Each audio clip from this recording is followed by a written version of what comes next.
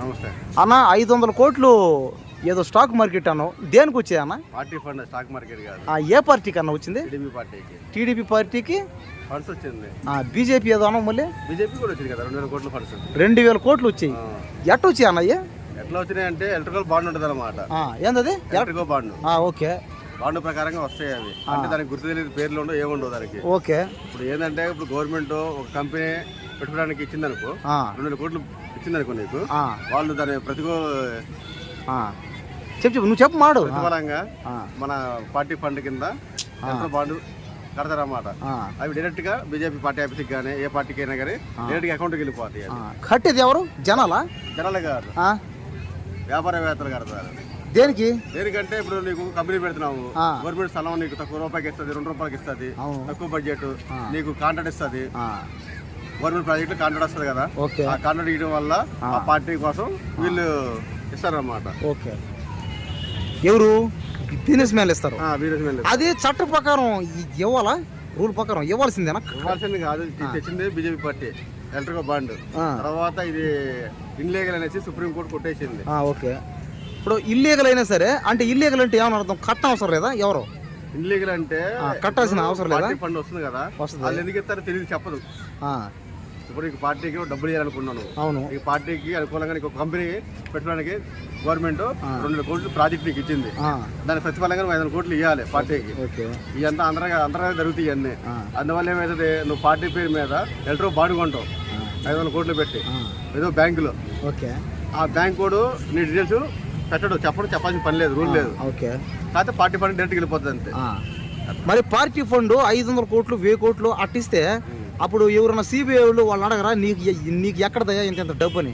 Party fund కదా అది. అదే అన్న, పార్టీ ఫండ్ అసలు కదా, ఇచ్చిన అడగరా? ఇట్లాంటి దొరుకుతున్నాయి కదా, సుప్రీంకోర్టు ఇట్లా ఎవరు పడితే ఎవరైతే తెలియకుండా అనేసే కదా దాన్ని ఎత్తేసింది, రద్దు చేసింది కదా. సరే, ఇప్పుడు ఈ వాళ్ళు తీసేసినా కూడా డబ్బులు అయితే వీళ్ళు ఆపట్లే, వేస్తున్నారు కదా, 1000 కోట్లు 100 కోట్లు 1000 కోట్లు ఇస్తున్నారు.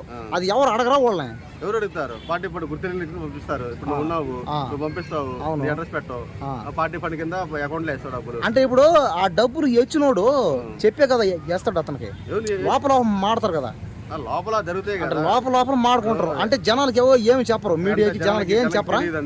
తెలియదు అంతే. అంతేనా? పార్టీ ఫండ్ డబ్బులు ఎక్కువ ఇస్తాడు వాడు. మరి ఆ పార్టీలో ఆ డబ్బు ఎవరు తీసుకుంటారు? ఆ పార్టీ ఉండే వాళ్ళందరూ తీసుకుంటారా? పార్టీ ఫండ్ అంటే పార్టీ ఇన్ఛార్జ్ ఉంటాడు, పార్టీ కోసం అధ్యక్షులు వాడతారన్నమాట. ఓహో, వాళ్ళు వాడుకుంటారు డబ్బు, కమిటీ ఉంటుంది దానికి కూడా. ఓకే. ఓహో, అవునా?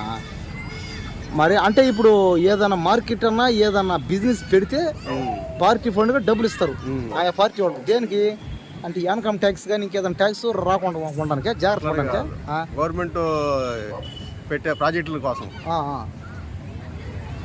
ఓహో, గవర్నమెంట్ పెట్టే ప్రాజెక్టుల కోసం. అంటే ఏ ప్రాజెక్టులు అన్నా? గవర్నమెంట్ ఇప్పుడు పోర్టు కడుతుంది అనుకో, పోర్టు ప్రాజెక్ట్ కావాలి, దానికి పోర్టు ప్రాజెక్ట్ ఇచ్చారనుకో, 5,000 కోట్లు వేసుకో, 500 కోట్లు ఇట్లా పార్టీ ఫండ్గా ఇస్తారన్నమాట. ఏ గవర్నమెంట్ ఇస్తే వాళ్ళకి ఇస్తారన్నమాట.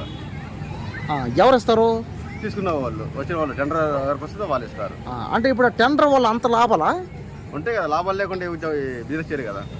అంటే ఇప్పుడు ఒక పోర్ట్ కట్టాలంటే గవర్నమెంట్ కట్టమంటది, అంటే ఆ గవర్నమెంట్ ఎవరైతే పార్టీ ఫండ్ ఇస్తుందో, ఎవరు సహాయం చేస్తుందో వాళ్ళకి ఇస్తుంది.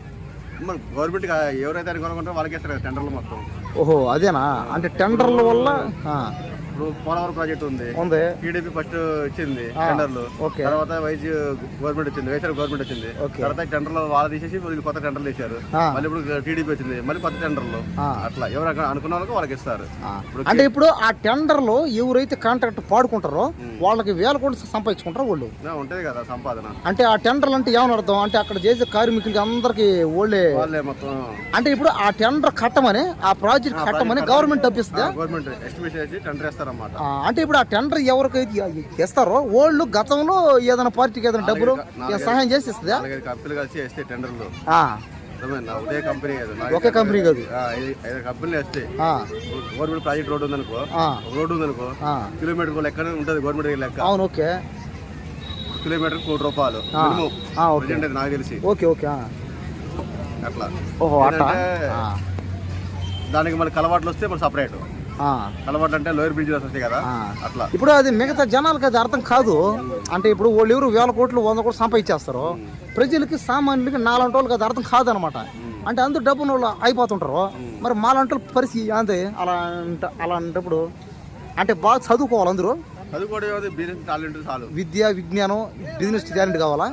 అంటే ఇప్పుడు నువ్వు చెప్పేదాని ప్రకారం ఏంటంటే ఇంకా ఏదో ఒక 10వ తరగతి ఇంటర్మీడియట్ వాడుకు బడికి పోయే ఈ కాంట్రాక్ట్లు పాతకచ్చు కదా అందరూ. ఇంకా ఇంజనీరింగ్ చేస్తున్నాడు అన్న, సివిల్ ఇంజనీరింగ్ చేస్తున్నాడు, ఖాళీ ప్లేస్ ఉంది, అవును, తీసుకుంటున్నాడు, ఫ్లాట్లు ఇస్తున్నాడు, అవును, అమ్ముతున్నాడు, ఓనర్ కింద ఇస్తున్నాడు, అవును, వాడు అమ్ముకుంటున్నాడు.